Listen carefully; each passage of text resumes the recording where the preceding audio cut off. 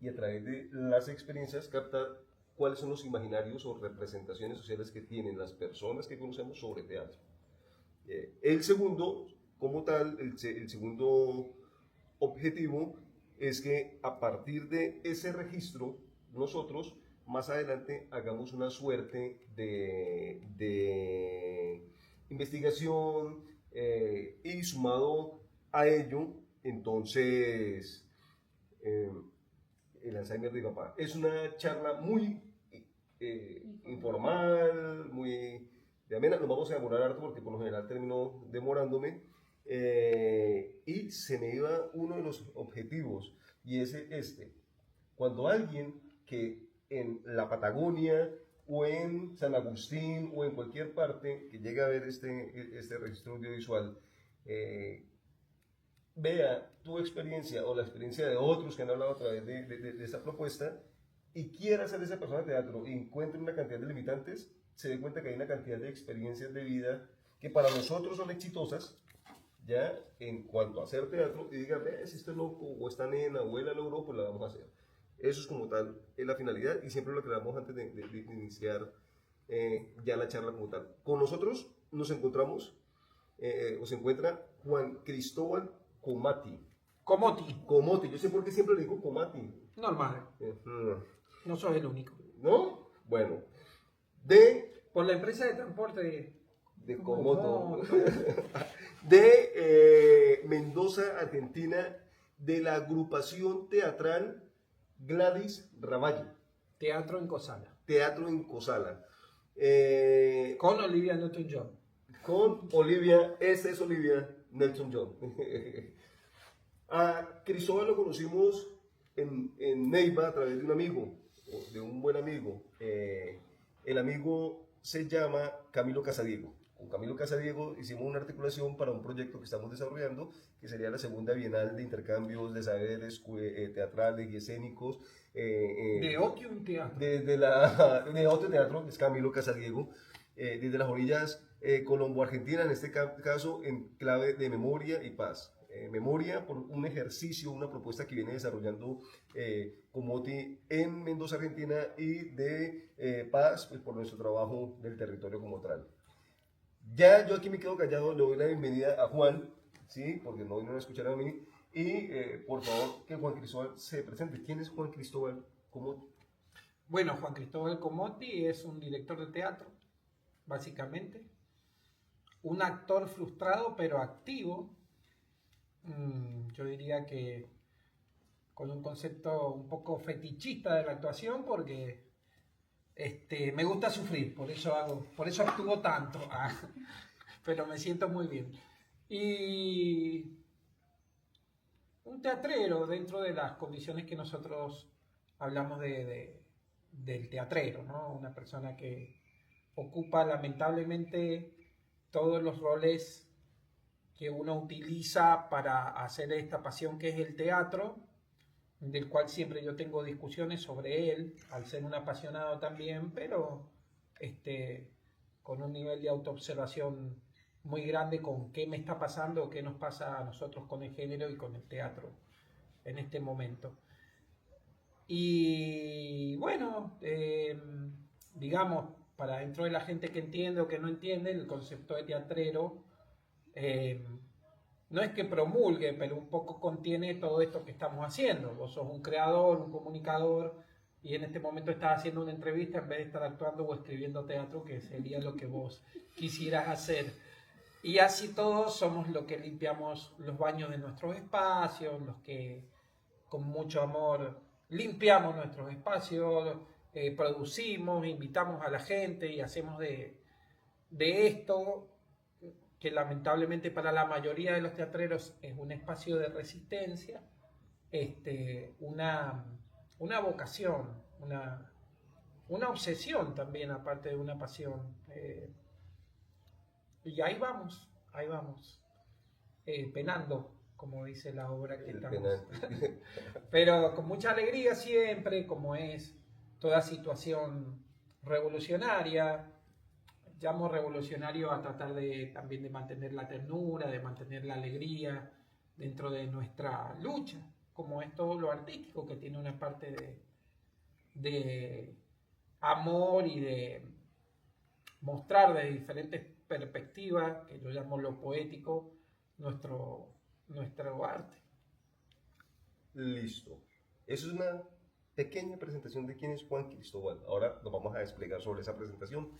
Bueno, nosotros cuando hacemos la entrevista, parte de la base o de la charla, parte de la base de las preguntas que hacemos tienen que ver con lo siguiente. En este caso, le preguntamos a las personas con las que charlamos cuál fue el detonante, en qué momento de su vida decidió hacer. En este caso muchas veces nos encontramos con cantantes, con pintores, con teatristas, hacer teatro. ¿Qué fue lo que detonó esa necesidad de hacer teatro? ¿Qué fue ese clic que se le activó en la vida, como cuando uno ve en estas películas de clichés del beso y la patica que se levanta? ¿Qué fue lo que pasó ahí?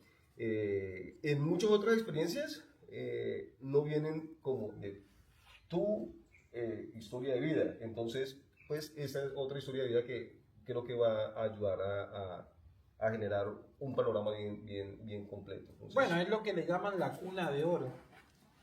Mi padre era del movimiento de teatro independiente en Buenos Aires. Fue un movimiento grande de teatro, sigue siendo hasta hoy en día. Tiene sus rezagos, sus resabios en la época, pero fue un movimiento que también fue un género que venía también en ese momento, el movimiento del teatro de Estados Unidos, realista, naturalista, que para el teatro un poco declamado que se hacía, por explicarlo mal y sencillo y no explayarme, grandes maestros dejaron acá su impronta de ese teatro, y ese teatro en ese momento tuvo muchas cosas que decir. También mezclado en otras épocas con nuestro teatro gauchesco, nuestro teatro grotesco, yo le llamo más verdadero teatro, aunque sea algo anacrónico. Pero dentro de ese movimiento de teatro independiente estaba mi padre como teatrero también en Buenos Aires. Mi padre se viene a Mendoza, se enamora de una mendocina, reina de la vendimia, folclorista y artista, y terminan haciendo en Mendoza, en esa década, en esos años, un concepto más profesional, si se puede decir, del teatro. Empiezan a hacer temporadas, giras, a inaugurar teatros, salas, espacios,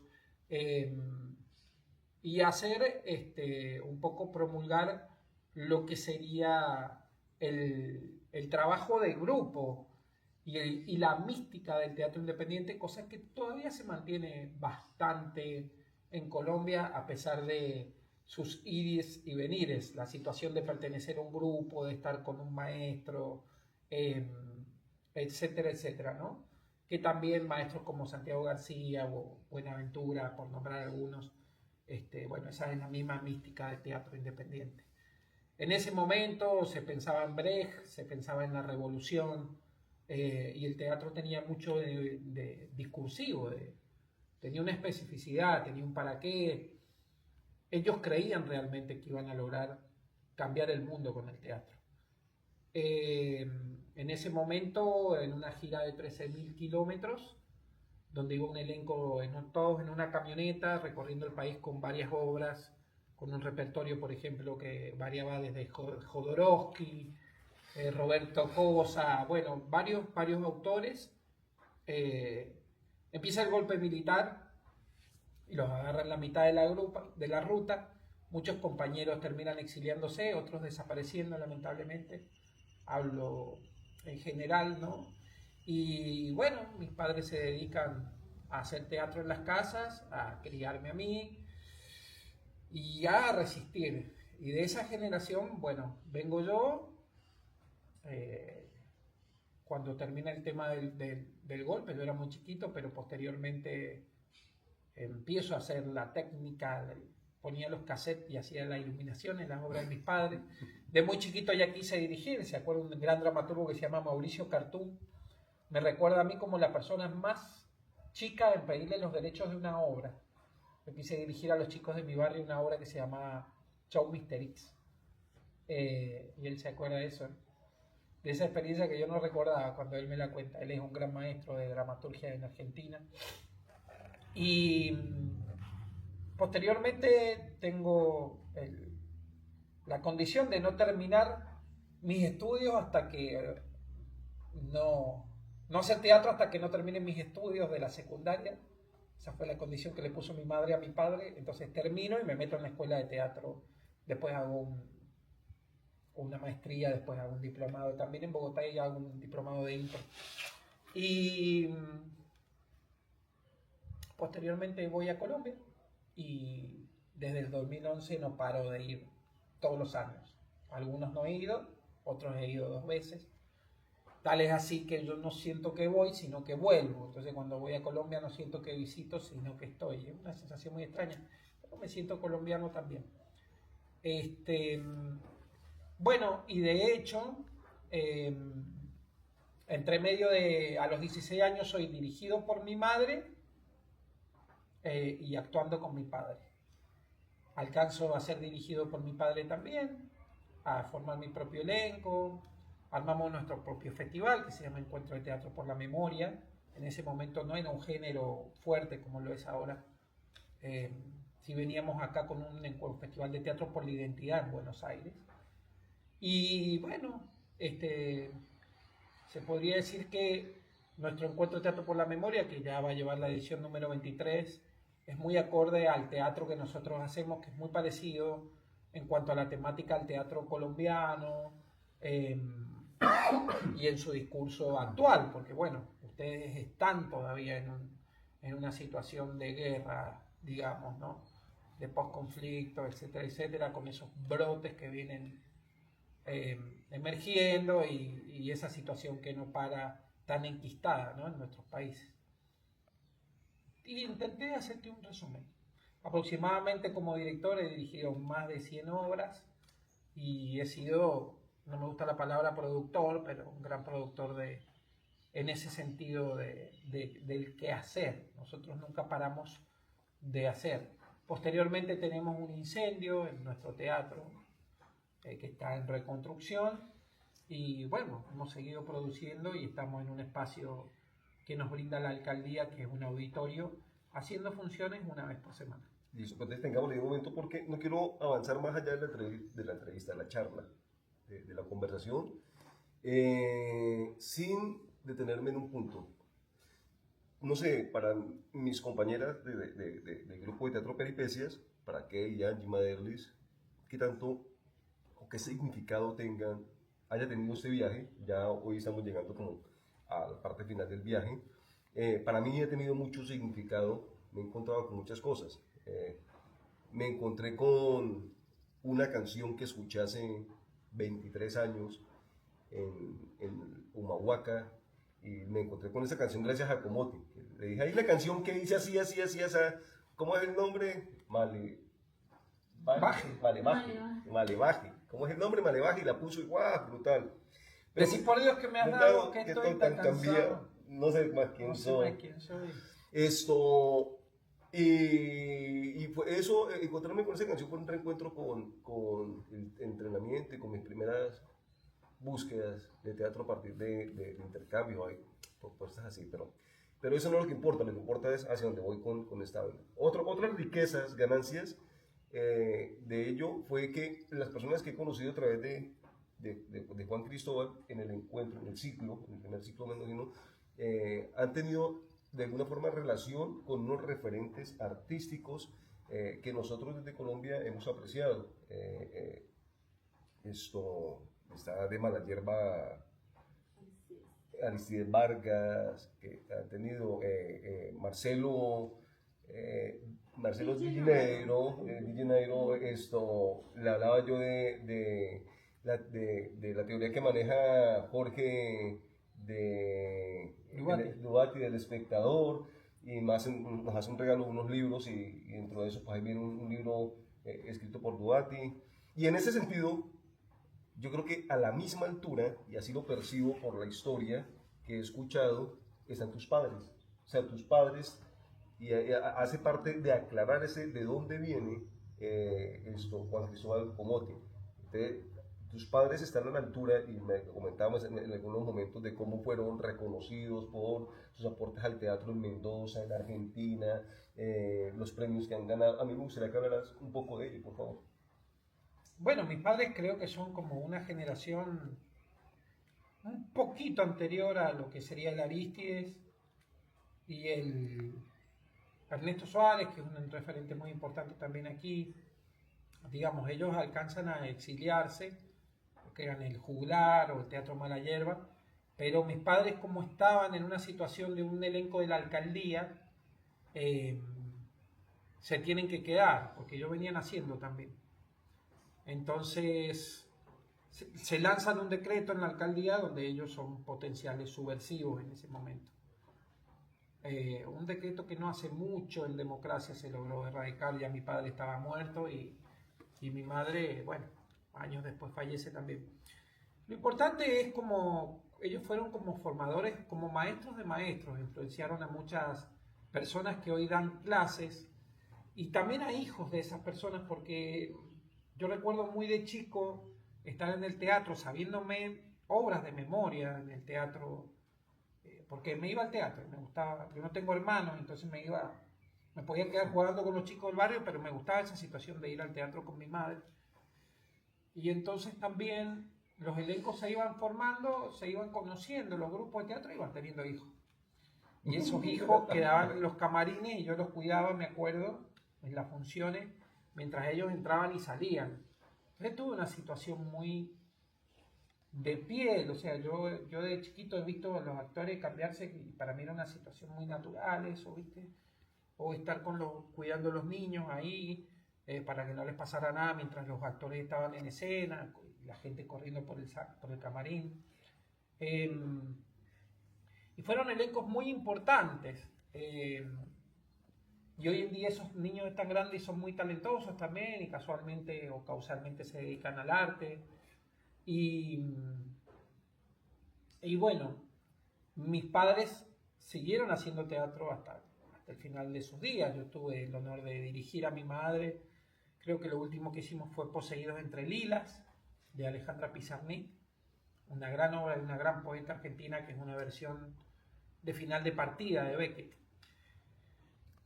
Hicimos también una obra muy linda que se llamó El Cerco de Leningrado, del maestro Sanchís Sinisterra, y El Cerco de Leningrado la nombro porque fuimos al Festival Colombiano de Teatro en Medellín y pude llevar a mi madre a conocer a Colombia. Entonces, fuimos ahí, la llevé también a Cartagena y a Playa Blanca, bueno, y conoció también Colombia y eso me hizo muy bien.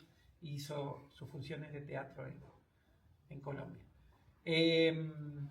Hicimos muchas cosas. Yo, cuando cumplí 18 años, hicimos una función muy linda que se llamaba Guillermo y Julieta, que era un festejo de los 500 años, no un festejo, una conmemoración por el tema de los 5 siglos de la conquista. Entonces, una versión donde Romeo era un huarpe, que son los indígenas de aquí, y Julieta era española, y la hacíamos en las ruinas del Hotel de Cacheuta, en la montaña. Entonces, la gente se iba hasta la montaña. Mi madre estuvo mucho tiempo en el Teatro Goethe, que es el instituto alemán, hasta que Alemania dejó sin fondos y tuvieron que cerrar acá la sala que había ahí y trasladarse a otro espacio y nosotros seguimos. Pero mucha gente se crió desde los 70 hasta, no me acuerdo si eran los 90 o mediados de los 80, en el Goethe. Y ese espacio también hizo que mi madre viajara a Alemania becada y pudiese especializarse allá en el tema de Brecht, o pudiese ella dar su aporte que tenía más que ver con la formación del actor, con el juego del actor en Alemania, y también traer esos conocimientos aquí renovados o adaptados a temas como el chamanismo y distintas situaciones que ella con su propia metodología manejaba.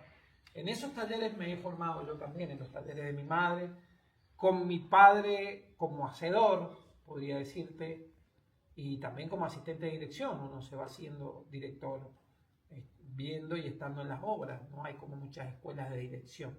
Estudié dirección en Chile, pero mi formación más que todo viene de ahí, y después tengo la suerte de hacer un taller de teatro con una beca también con un maestro que se llama Pompeyo Audiver en Argentina, lo cual me permitió encontrarme a mí mismo dentro de toda, saliendo un poco de mi formación académica y volviendo a la poesía, al rock y a todo lo que habita en mí que tiene y no tiene que ver con ese sistema que él maneja que se llama máquinas teatrales, que para mí más que una estética es una poética y un modo de percepción como estructura del teatro y de las cosas, o sea, mi religión.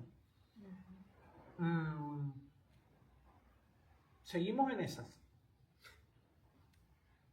Me gustaría dejar en el registro el reconocimiento, bueno, cuando a tu mamá y a tu papá le quitan el peso encima de ser declarados y el reconocimiento ya que le hacen por los aportes a... Bueno, ellos recibieron varios premios todo el tiempo. Nunca los premios son compensaciones económicas.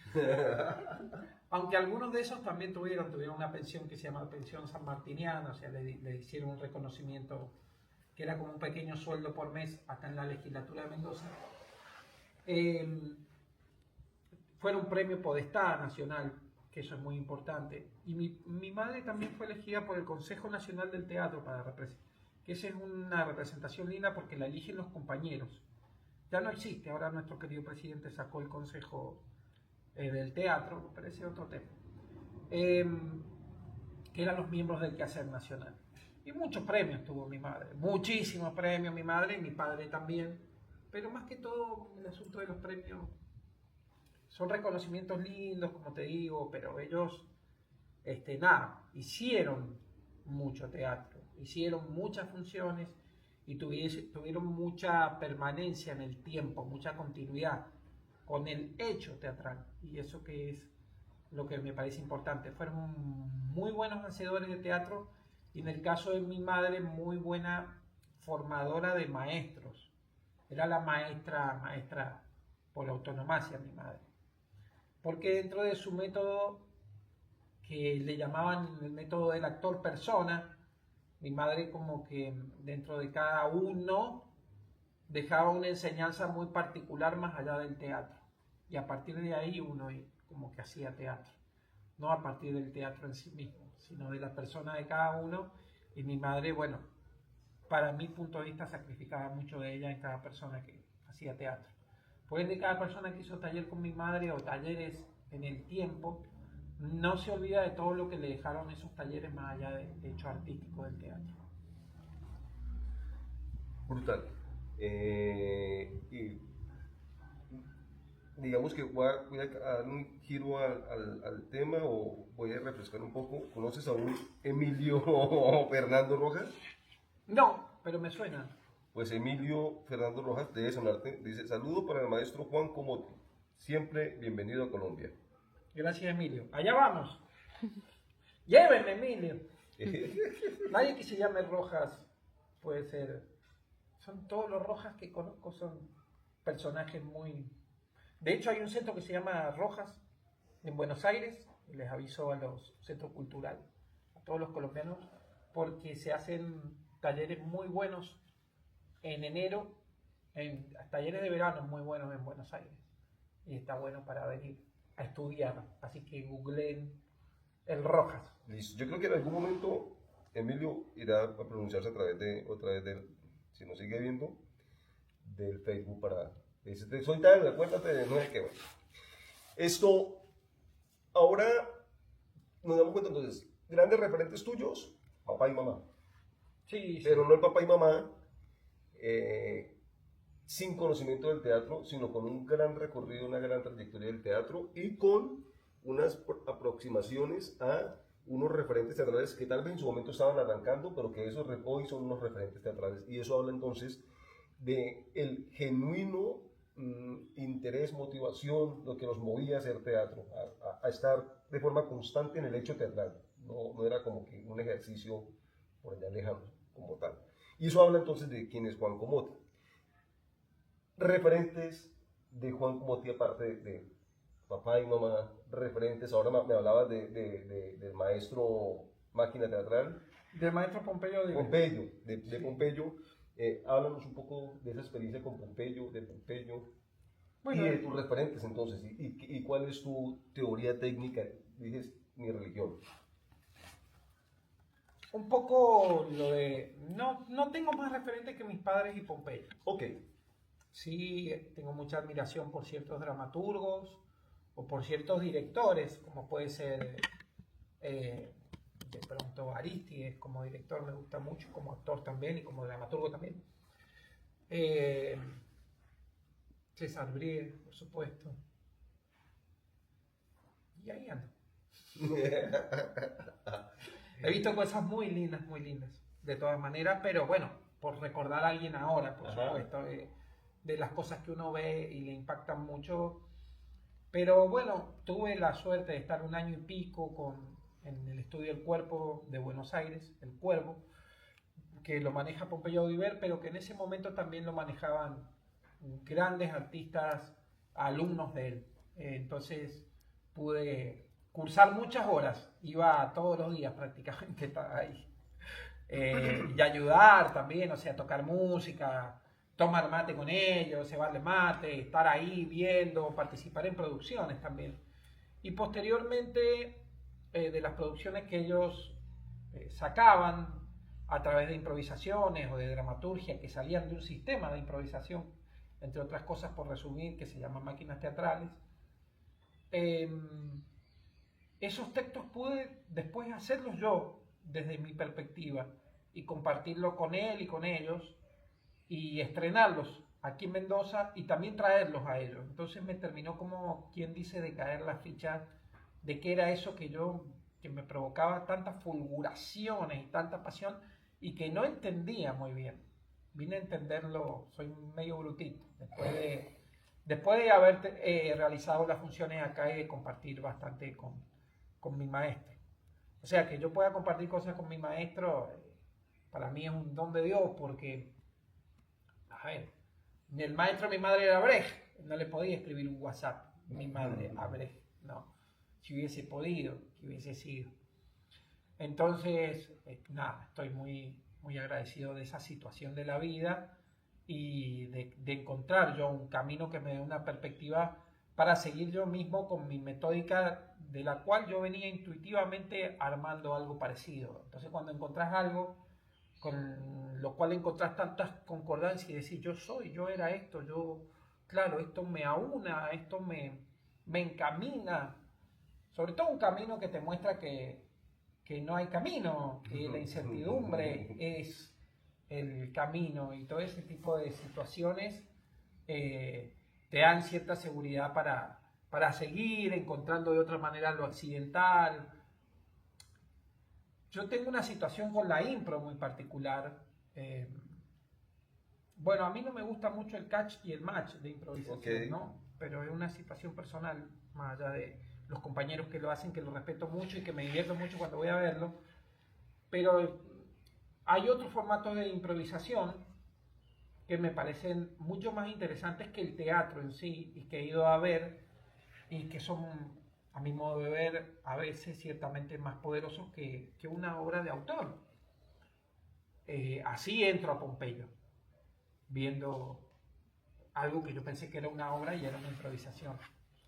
Entonces, cuando me encuentro con ese mundo y además se transforma en un entrenamiento, a mí me da mucho placer hacerlo como actor, porque habían ejercicios de 20, 30 personas, 14, en el cual estabas inmerso todo un año entero, y ver otros grupos que están en eso, y después yo poder seguir con eso, y estar detenido porque no saber cómo avanzar, y que el maestro viniera y avanzara, y nosotros poder ir y combinarnos con ellos también en Buenos Aires trabajando esa metódica. Me pareció fabuloso. Entonces, él es fabuloso también como actor, él está haciendo una obra, un monólogo que le está yendo re bien.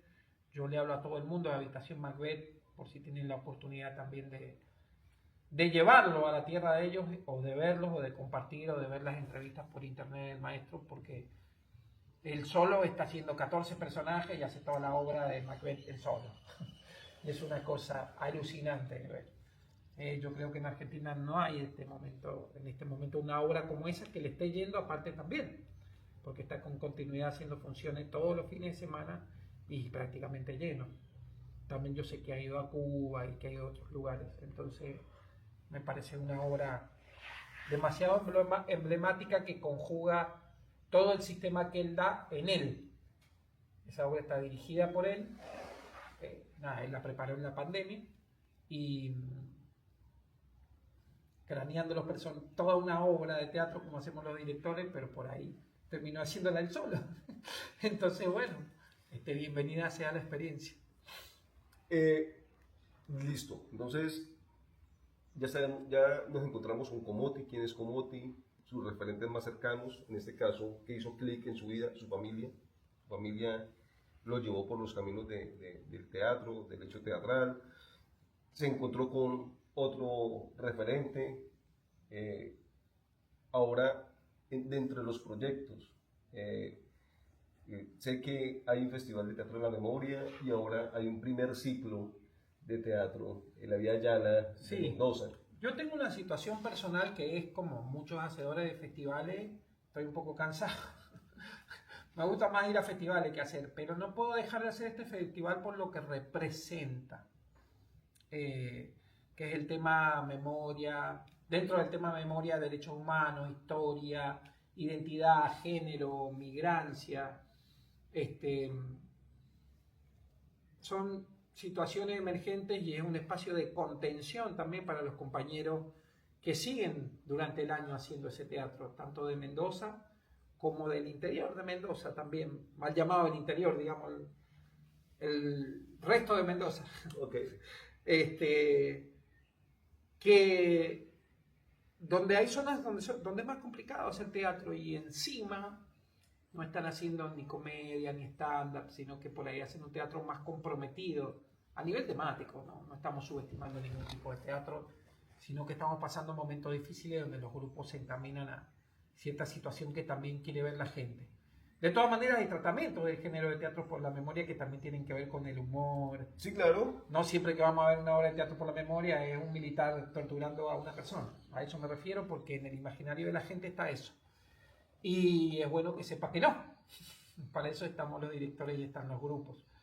Entonces, el festival se me fue transformando en internacional y también hubo una escuela de teatro por la memoria y se transformó en un ciclo donde los hacedores que vienen de afuera hacen cursos y dejan su enseñanza y eso lo compartimos nosotros con la persona que ve la obra.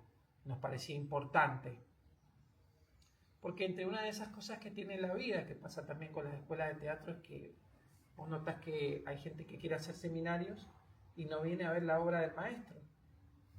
Sí, Entonces, ¿cómo se encuentra con ella? Sí. Empezamos a decir, si estamos armando un formato donde el maestro viene y actúa una temática que está dando los cierres de los talleres, entonces lo hacemos con la producción.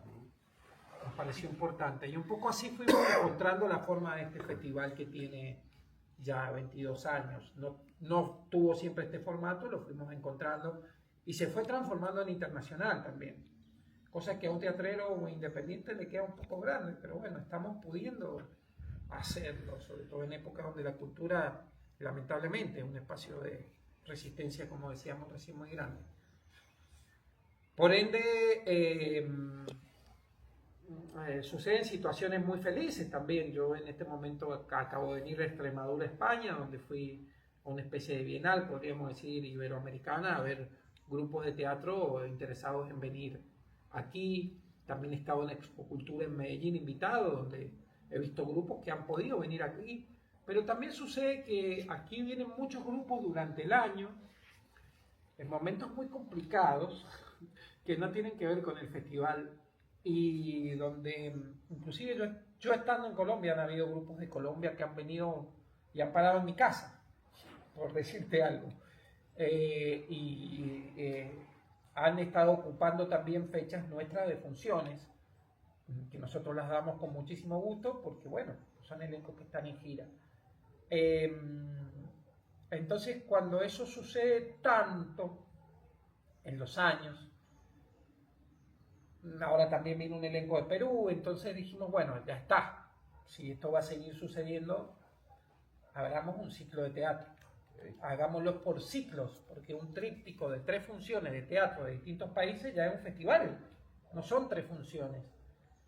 Entonces, las próximas venidas de artistas que podamos conjugar vamos a ir siguiendo con este ciclo primero que abrimos ahora con gente de Colombia, de Perú y mezclando con gente de la Argentina, de Abya Yala. ¿Qué es Abya Yala? Bueno, es un nombre propio que creo que los indios punas tenían en Colombia, o punos, no me acuerdo, que es una denominación que se le da al continente.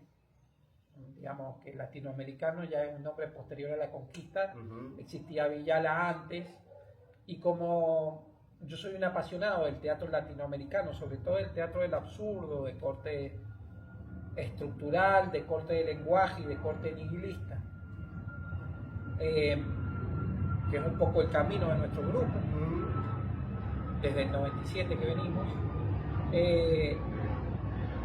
Soy un conocedor del teatro latinoamericano y he hecho bastante, también teatro español he hecho, y también mucho teatro alemán, pero ese es otro tema. Entonces, aunar estas potencialidades de los países y de sus dramaturgos en una situación que visibilice el nombre de Abya Yala, que es todo un concepto. De hecho, el logo de Abya Yala,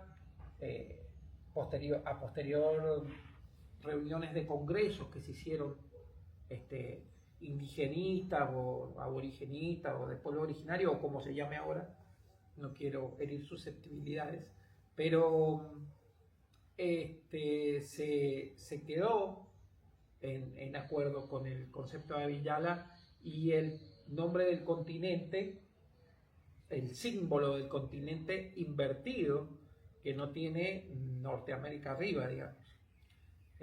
Como si la perspectiva del mundo pudiese ser también visto desde otro lado.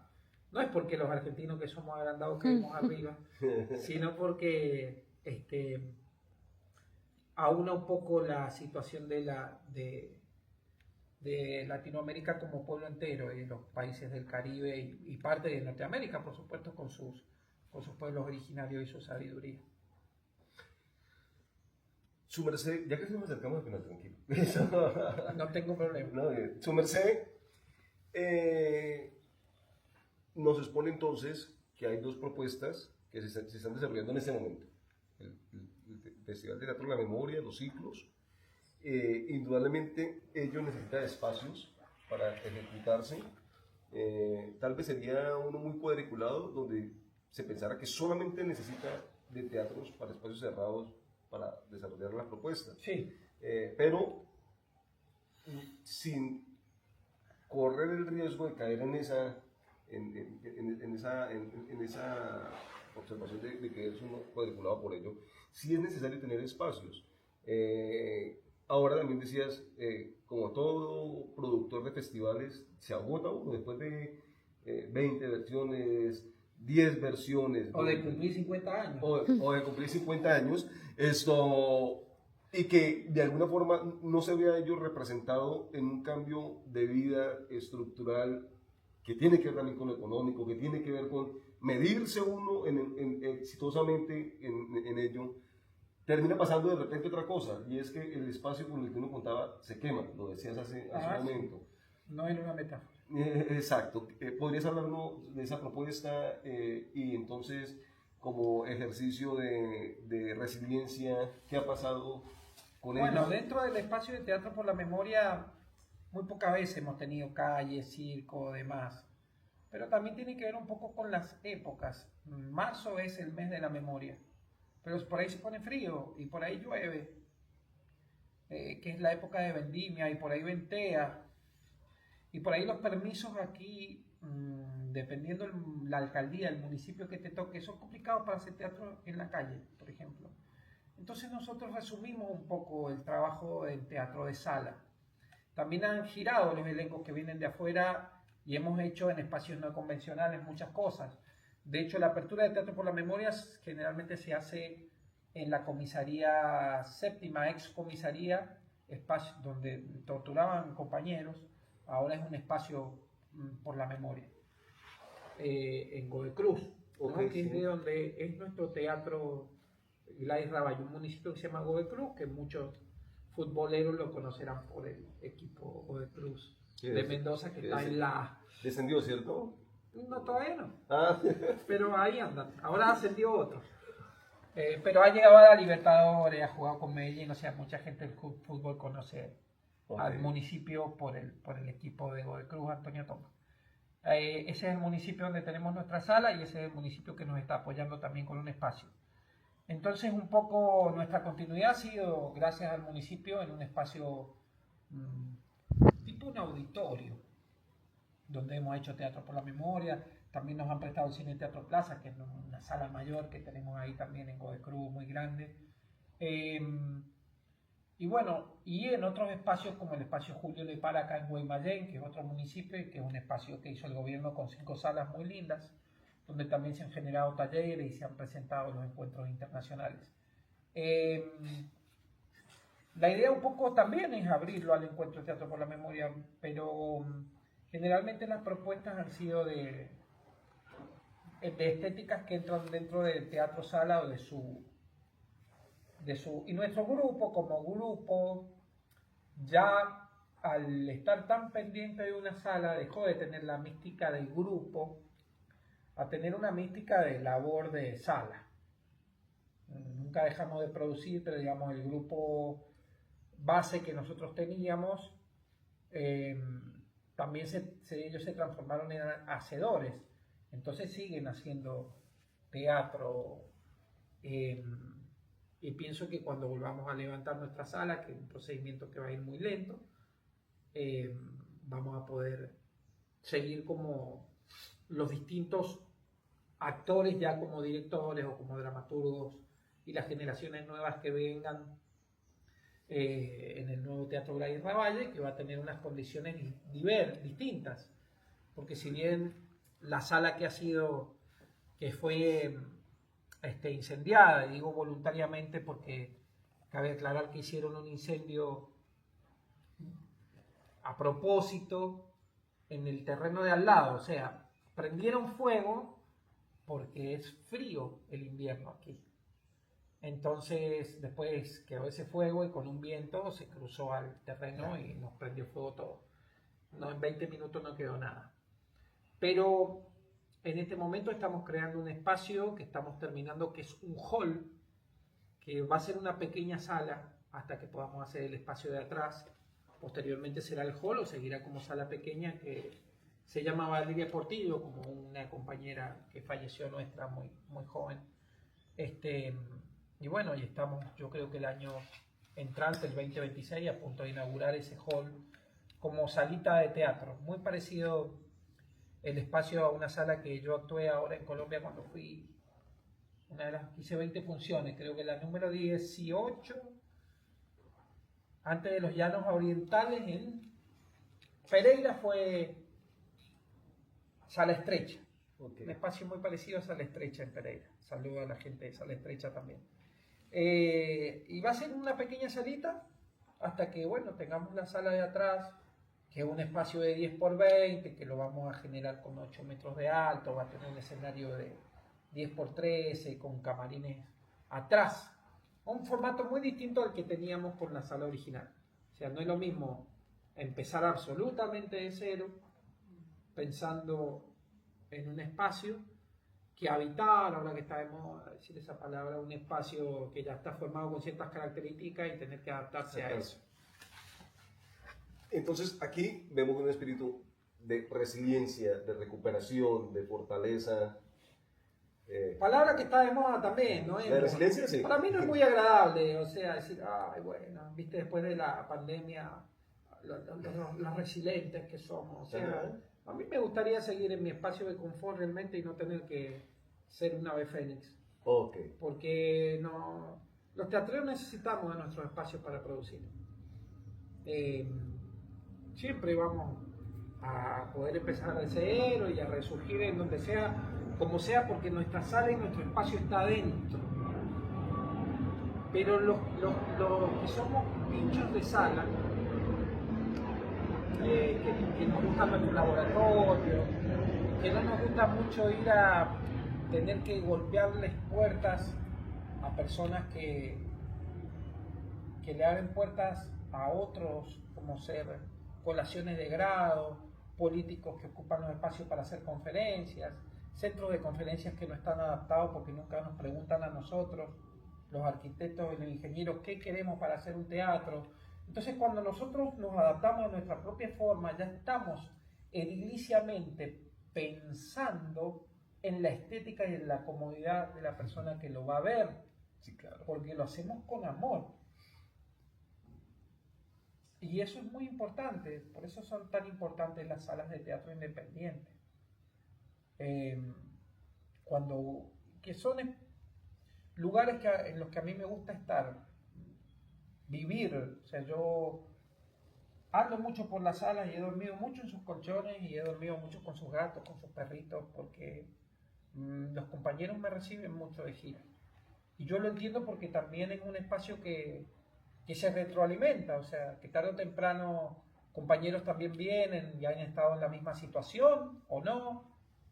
O en los festivales he podido conocer gente que le hemos conseguido hotel, todo, y termina viniendo a casa. Y yo, ¿para qué conseguimos hotel si terminan todas parchando con uno? Entonces esas son las situaciones en las cuales mucho no se habla, pero que tienen que ver con nuestro espíritu. Los fantasmas de los teatros independientes yo creo que tienen que ver con los espíritus que han estado dando vueltas por ahí y que están en sus animales, que están en su iluminación y que están en su mística. Donde hay un poco el concepto de la ópera de Gluck de antes, de donde uno ya... El espectador está buscando ya que estar en una silla que se le mueva, con comida, con unos lentes 3D y un poco más, no sé, tener unos esclavos que los ventilen y poder, y comer y a mí me sigue gustando un poco la idea de una butaca no tan cómoda y de que la gente empiece a recuperar esa situación de que vaya a ver una película al shopping si se quiere sentir así también, o que tenga Netflix, pero que se aventure un poco a meterse en un almacén de barrio a comprar, y no un centro comercial, a comprar verdura de estación, a volver a recuperar el gusto por eso que come, y no a seguir consumiendo comida enlatada, por hacer una analogía, ¿no? Uh-huh. Nosotros somos pequeños almacenes donde nos gusta alimentar al espíritu. La gente quiere comer e irse con un mensaje a la casa. Nosotros no queremos darle de comer. Queremos que se vaya con preguntas. Entonces esa situación empieza otra vez a ser revolucionaria. Claro. Porque empezamos a despegarnos del teléfono y del estómago por un rato, a desconectarnos y conectarnos con los cuerpos, que es lo único que sobreviviría si estuviésemos, ahora que está de moda el Eternauta, ¿no? Lo viejo funciona, y esto es lo viejo, unos cuerpos ahí con una iluminación tal vez con tarros de leche clean, no tan dimerizada, tal vez un poco más volviendo un poco a lo analógico y no a lo digital, para refrescarnos qué son esas lámparas, qué era ese fuego, qué son esas sombras, qué son esos cuerpos ahí diciendo unas cosas de cierta manera, como en un fogón, con unos cuentacuentos y unos guitarreros, y después irnos a dormir a esa montaña después de tomar unos tragos. Recuperar un poco el ámbito ritual de lo poético que habita un poco en nosotros, de la esencia, del espíritu. Me parece importante. ¿Cómo a ti? ¿Qué proyectos se vienen? Por ahora ninguno. Estoy en una especie de reseteo donde vengo a hacer 20 funciones, de dar 9 seminarios en Colombia. Hablando de seminarios, el compañero que escribió es que tomó contigo Emilio Fernando Rojas, que tomó contigo un taller en Bogotá. Ah, pero fue hace mucho tiempo. Sí, un abrazo, Emilio, ahora me acordé. Claro, sí. Sí, son horribles. Y bueno, hay siempre producciones. Por ahora tenemos muchas fechas que hay que producir y hay que camellarle para que venga gente. Sí. Un poco es eso. Y estamos en una altura del año complicada, donde enero se para todo y febrero también, como en Colombia, y entonces hay que ver entonces cómo uno sigue haciendo teatro bajo esos parámetros. Tenemos, sí, me estoy recordando ahora unas cosas que venimos ensayando. Hay una obra muy nueva que llevamos a Medellín, al Festival Colombiano de Teatro, que se llama Lo Más Bonito, un texto alemán. Todos los años yo estreno un texto alemán. Hemos seguido como con la tradición de mi madre del Goethe, pero ya más de dramaturgos contemporáneos, no clásicos, de jóvenes dramaturgos. Y el último fue este, tenemos una fecha ahora dentro de muy poquito, y estamos en el albor de un estreno de un autor que me gusta mucho, que se llama Carlos Alsina, una obra que se llama Por las Indijas del Viento, un personaje que es la Pachamama. Y es una historia verídica muy bonita de una señora que la nombra el gobernador o el alcalde, no me acuerdo, Pachamama, porque es una señora que tiene más de 100 años, y le da una escritura de su tierra, para que ella tenga su propia tierrita. Entonces cuando va, no conocía la ciudad, y llega a la ciudad a buscar al gobernador para que le dé la... Y bueno, y le pasa todo lo que le pasa en una noche a una persona que llega y empieza a preguntar, yo soy la Pachamama, ¿dónde está el gobernador? Ah, Muy linda obra, muy bonita obra. Bueno, Carlos Alsina es un dramaturgo de Tucumán. Yo he hecho otro dramaturgo que me gusta mucho, que se llama Martín Giner. Y un dramaturgo que me gusta demasiado, que se llama Manuel Maccarini, que es el dramaturgo del último estreno de la obra que llevé a Colombia, que se llama El Penante, por la cual recorrí gran parte de Colombia. Y así lo conocimos allá también. Yo aquí ya voy cerrando para que vayamos dando espacios. Y voy cerrando con dos cosas. Una, la agrupación teatral Teatro Experimental Peripecias, mis compañeras, colegas, yo, queremos expresarte nuestra más genuina gratitud. Porque... A la orden, con mucho gusto. Porque nosotros estamos por acá por algo muy sencillo, y es que en el departamento del Huila, en el Encuentro Departamental de la Cultura, creo que fue el 11, pues nos ganamos un estímulo para poder hacer apoyar con una subvención económica para poder generar un proceso. Lo que busca el departamento con eso es que nosotros vayamos a un festival nacional, internacional, o algo por el estilo. Nosotros como agrupación hemos definido que más que participar de un festival, queremos generar procesos de investigación sobre esos intercambios culturales que deben darse. Igual están participando en un festival. Sí, claro. Y igual aprovechamos para participar del festival, y en esta versión... Y estuvieron participando de otro festival más. De dos festivales. En San Luis, con el maestro Di Llenar. Sino que parte de estas entrevistas, entonces, es nuestro intercambio de saberes culturales. Claro. Entonces, lo que dejamos nosotros es la obra, que la dejaremos esta noche. Lo que nos llevamos nosotros, además de la experiencia de conocer personas, es esto, la entrevista. Sí, yo sé, y por eso nombro también bastantes dramaturgos y bastantes maestros para que la gente de ahí pueda googlear y sacar. Exacto, brutal, de verdad que sí. Entonces, en ese sentido, agradecerte porque hace como unos 4 o 5 meses, a partir de la charla que tuve con Camilo Casadiego, escribí y comenzamos este viaje. Y este viaje terminó en que Comoti llega en su gira por Colombia, llega a Neiva, al segunda vez que iba al distrito. Sí. Pasa que el procedimiento que hicimos anteriormente en un festival fue de un taller de teatro bufón, que es otra estética que me gusta bastante, pero fue en Caramala. Creo que hice una función de una obra que se llamó Relato íntimo de un hombre nuevo. Me llamó mucho la atención poder actuar ahí con el público allí, y que en un espacio no convencional para ese tipo de estética la gente prestara tanta atención y tuviese tanto respeto. Por eso tuve ganas de volver también, porque hace mucho calor para nosotros ahí. La cosa que no te nombré es que acá también el tema de teatro de calle, de circo y demás es complicado, porque acá hay medio año, los meses que aquí hace calor, hace mucho calor, y los meses que aquí hace frío, hace mucho frío. Entonces no es fácil, además de lo institucional, poder hacer teatro en esos meses. O sea, estamos hablando de que acá en una hora de distancia en la montaña nieva. Entonces, la gente se encueva como cuando llueve. Ok, claro.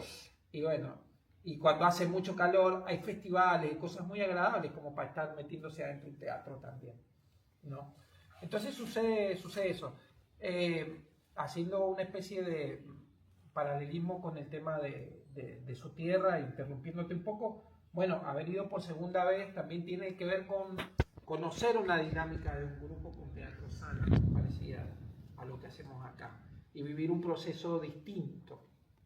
El proceso que vimos con ustedes también, con los chicos que estaban en el penal, también, ¿no? Fue muy interesante. Sí, en ese sentido reconocer el Festival Internacional de Teatro Huila Paraíso Escénico, esa primera vez que estuviste, creo que fue en la tercera versión del Festival Internacional, y en el segundo viaje que hace con Moti entonces, pues Camilo Casadiego nos ayuda a relacionarnos, y ahí es donde se da el intercambio, y creo que fue en esta segunda bienal que para nosotros se cumple el ejercicio del intercambio cultural, de que por los azares de la vida, por la gestión que ya había hecho con Moti de estar generando circulación por Colombia. Se murió. Por la gestión que hacemos nosotros de circulación, pues pudimos tener a Comoti en el espacio, en la sala, en ese intercambio, y nosotros estar acá también en ese intercambio. Agradecerte, Comoti, insisto, de forma genuina, cómo nos has abierto las puertas. La gestión, porque sabemos que hacer gestión, como en cualquier parte, debe ser complejo. Acá también lo es. Lograr los espacios de sala, y lo has hecho. Entonces, agradecerte eso. Y quiero cerrar, o quiero que cierres esta charla, haciendo una invitación a la gente. Pues en nuestro caso, buscamos que sea el territorio de Neiva, pero para cualquier persona. Le decía a Marcelo que hiciera una invitación a la gente a hacer teatro.